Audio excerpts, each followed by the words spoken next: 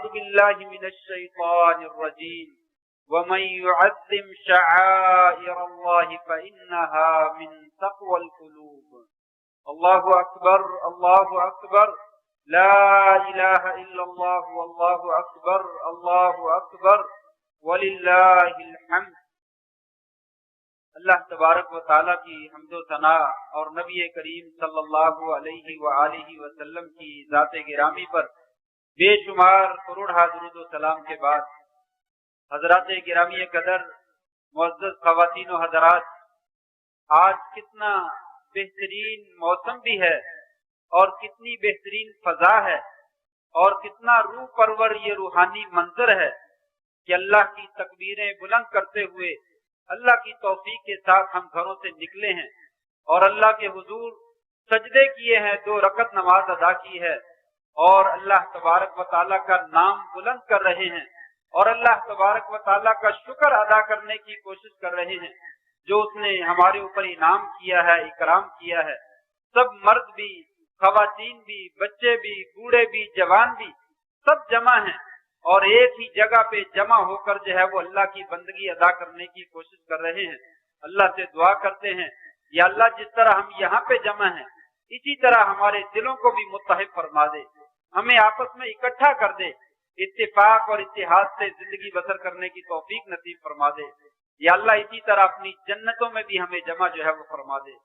حضرات، آج کا دن بڑا ہی بابرکت دن ہے، بڑا ہی قیمتی دن ہے اور بڑا ہی عظیم الشان دن ہے، بڑا بہترین دن ہے جس میں ہم اللہ کے حضور اپنی قیمتی مالوں کا خریدا ہوا جانور جسے بڑے پیار سے پالا ہے، پوسا ہے، کھلایا ہے، پلایا ہے، نہلایا ہے اور جس وقت وہ جانور ہمارے ساتھ مانوس ہو جاتا ہے اور ہم اس سے پیار کرتے ہیں، وہ جانور ہم سے پیار کرتا ہے، جب ہم اس کے قریب بیٹھتے ہیں وہ خاموش ہو جاتا ہے، جب اس سے دور چلے جاتے ہیں تو وہ بولنا شروع کر دیتا ہے۔ ایسے ماحول میں ہم اللہ کی رضا سمجھتے ہوئے، اللہ کا حکم سمجھتے ہوئے اسے قبلہ رخ لٹا کر اور تیز چھری کر کے اس کی گردن پہ چلا کر اللہ کا نام بلند کرتے ہیں تو یہ عمل بڑا ہی پاکیزہ اور بڑا ہی خوبصورت عمل ہے۔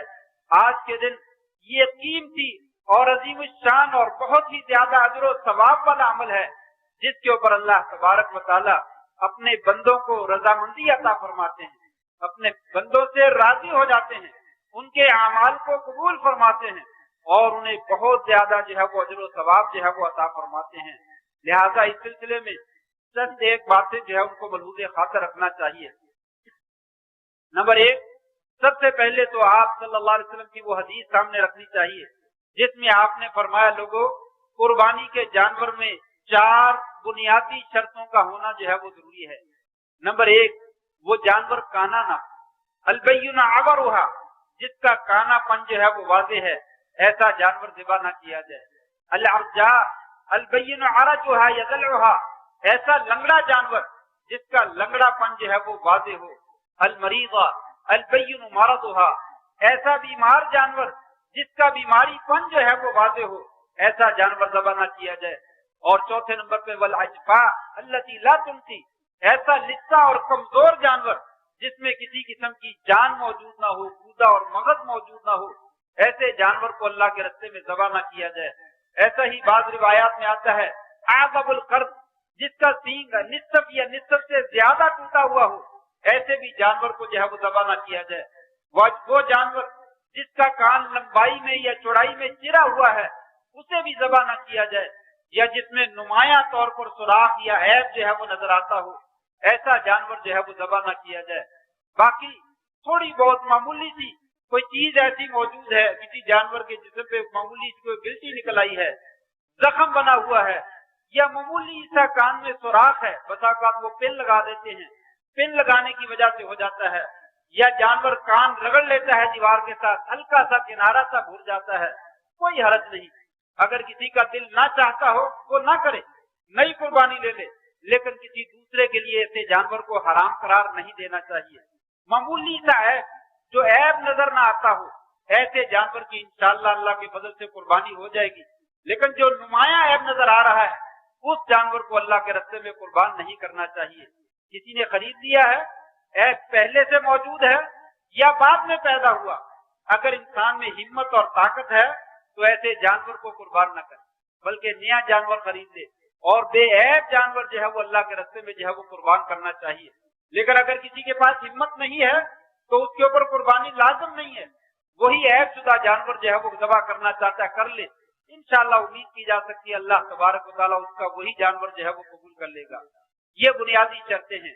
इसके साथ ज़बह का तरीका क्या है कि इंसान जो है वो अपने जानवर को किबला रुख लौटाए, उसकी टांगें भी पकड़ ले और उसके पहलू के ऊपर, उसकी गर्दन के ऊपर अपना पाँव जो है वो रख ले और छुरी को अच्छे तरीके से तेज कर ले और फिर बिस्मिल्लाह वल्लाहु अकबर ये तकबीर कहते हुए अल्लाहुम्मा लका व मिनका अल्लाहुम्मा तक़ब्बलहु मिन्नी व मिन अहली ये कलिमात कहते हुए वज्जहतु वजहिया लिल्लज़ी फ़तरस समावाति वल अर्ज़ हनीफ़ा व मा अना मिनल मुशरिकीन ये कलिमात कहते हुए गर्दन के ऊपर जो है वो छुरी चला दे और एक ही दफा छुरी चलाकर जो है वो ज़बह करने की कोशिश करे। छुरी जो है वो ऐसा ना हो कि वो बार बार चलाए जा रहा और ज़बह ही नहीं हो रही। अगर सारी दुआएं नहीं पढ़ सकता तो सिर्फ इतना ही कह दे बिस्मिल्लाह वल्लाहु अकबर ये कलमा कहकर जो है वो ज़बह कर दे। बस औकात तेजी होती है और इंसान ने जानवर पकड़ा होता है और जानवर फड़फड़ा रहा होता है, जिसकी वजह से इंसान दुआएं भूल जाता है, तकबीर भी भूल जाता है। लेकिन ऐसा नहीं करना चाहिए, कोशिश करनी चाहिए सुकून के साथ, इत्मीनान के साथ। अकेला ना ज़बह करने की कोशिश करे, 2-3 बंदे जो है वो मिल जाएं ताकि वो जानवर को पकड़ने और आप सुकून के साथ छुरी चला सकें और कम अज कम जो है वो बिस्मिल्लाह वल्लाहु अकबर जो है वो जरूर कह दें, तकबीर कहकर जो है वो ज़बह करें। अगर कभी ऐसा हो जाए कि जानवर जान छुड़ा रहा है और आपसे संभाला नहीं जा रहा और आपने तकबीर कहनी थी लेकिन तकबीर कहने के बगैर ही ज़बह हो गया, इंशाअल्लाह अल्लाह कबूल करने वाला है। जानबूझकर तकबीर जो है वो तर्क नहीं करनी चाहिए, लेकिन अगर तेजी की वजह से, जानवर के भागने की वजह से ऐसा हो जाए, उम्मीद है इंशाअल्लाह ताला दिल में तकबीर मौजूद है, अल्लाह ताला उसी को कबूल फरमा लेंगे। लेकिन जब मौजूद है, याद है, तो फिर तकबीर जो है वो जरूर पढ़ने की कोशिश जो है वो करनी चाहिए।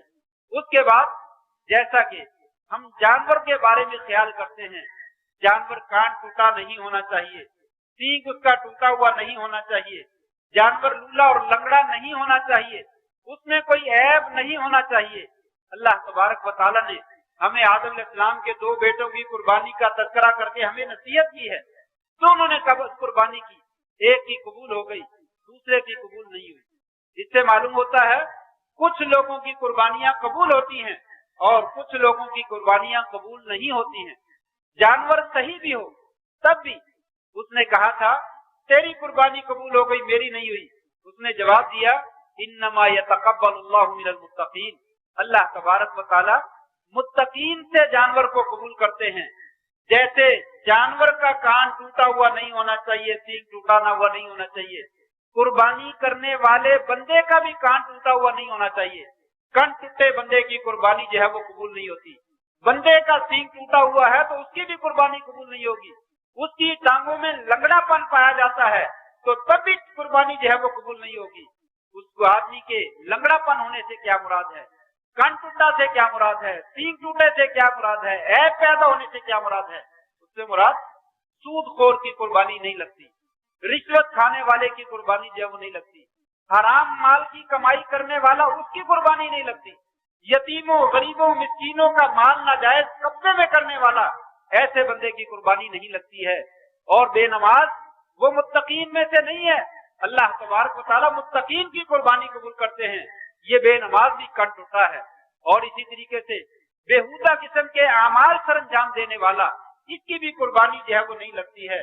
जितनी भी शरीयत की खिलाफ वर्जी करते चले जाएं, ऐसी तमाम शराइ की खिलाफ वर्जी करने से इंसान भी कन टूटा और सींग टूटा और लंगड़ा बन जाता है और ऐब वाला बन जाता है।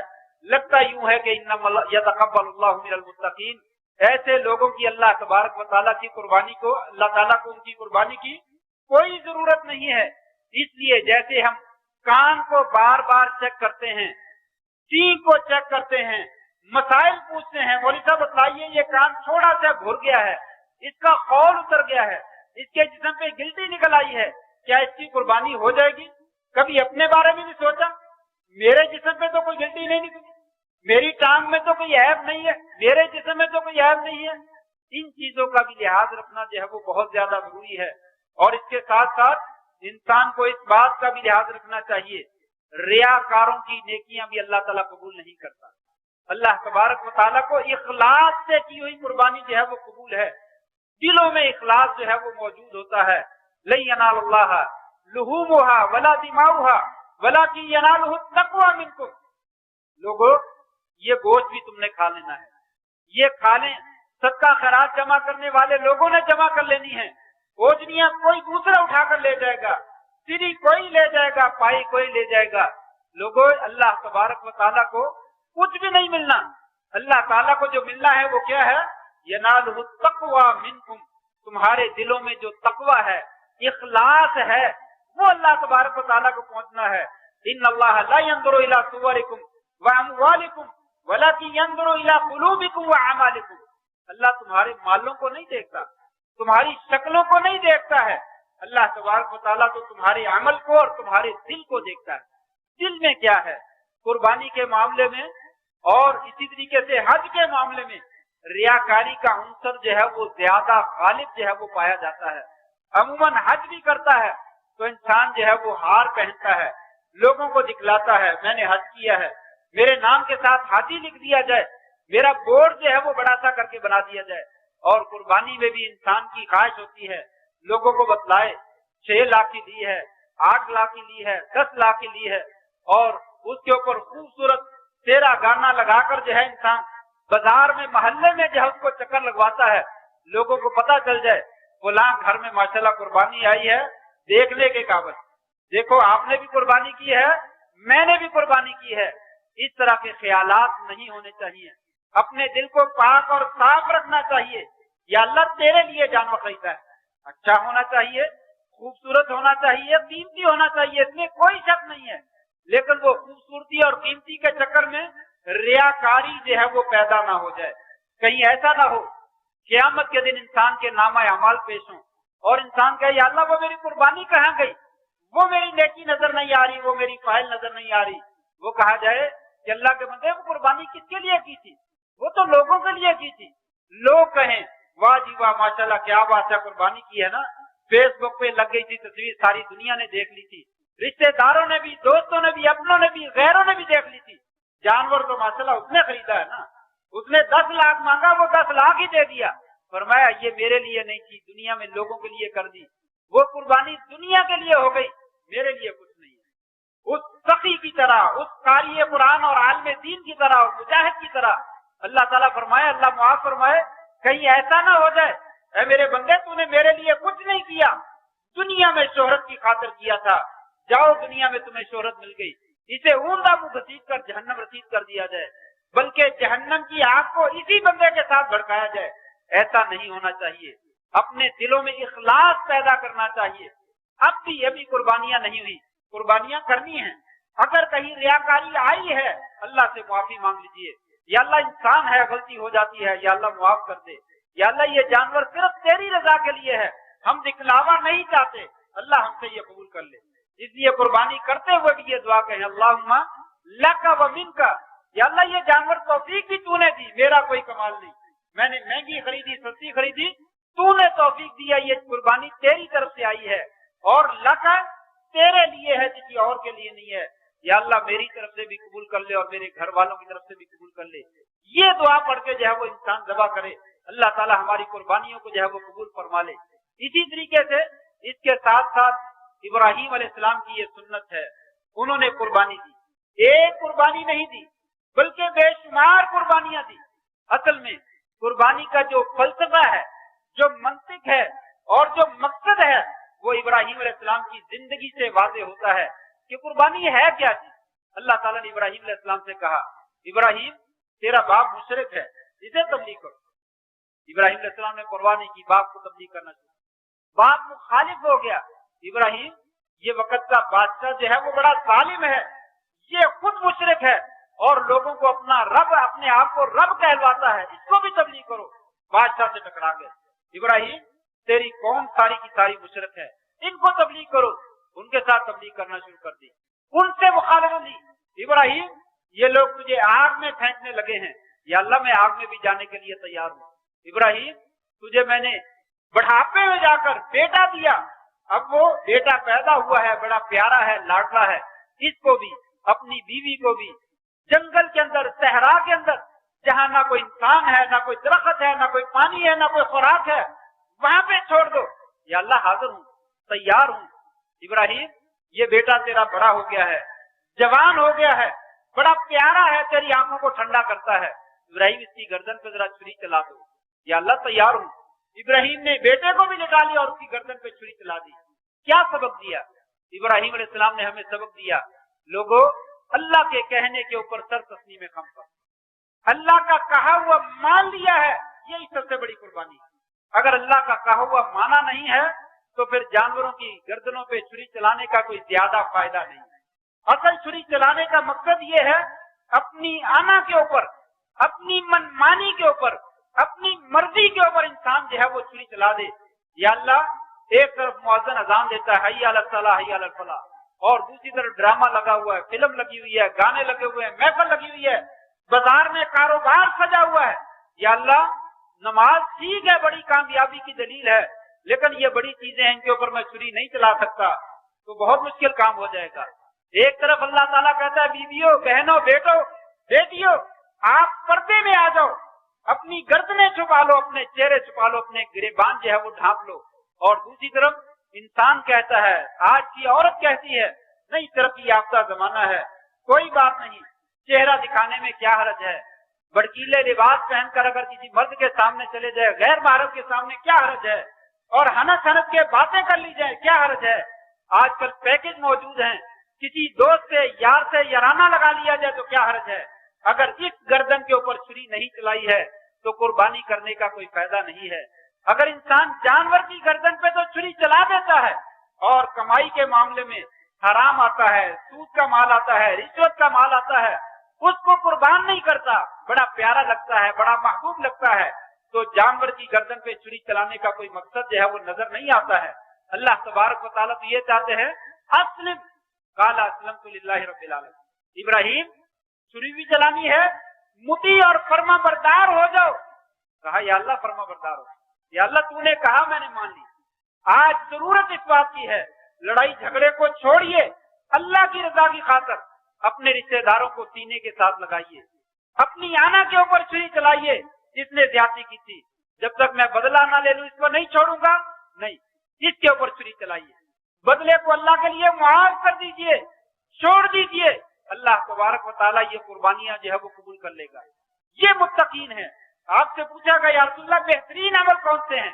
آپ نے فرمایا تھا سل من قطع، ایسے بندے سے صلہ رحمی کرو جو آپ سے رشتہ داری کو توڑتا ہے، وعد من حرم کا، اس بندے کو دو جو آپ کے ساتھ تعلقات نہیں جوڑتا تھا، جو آپ کو نہیں دیا کرتا تھا اس کو دو، وعد من ظلم کا، جو آپ کے ساتھ ظلم کرتا ہے، زیادتی کرتا ہے، اس کو معاف کرو۔